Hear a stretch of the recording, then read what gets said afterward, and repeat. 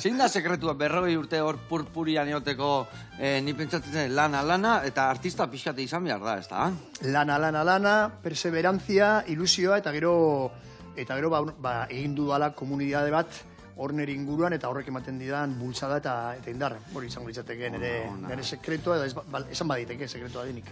Sekretua, esan dezuna lana, eta zean bezalako esatiare asko da, ez da? Hor, komunidadea erba sortzeko, ez da? Bai. Lagun da. Hori gu esaten duguna, ez? Gure artean ere bai zaindu, gure artean bultzatu, gure artean ere bai lagundu.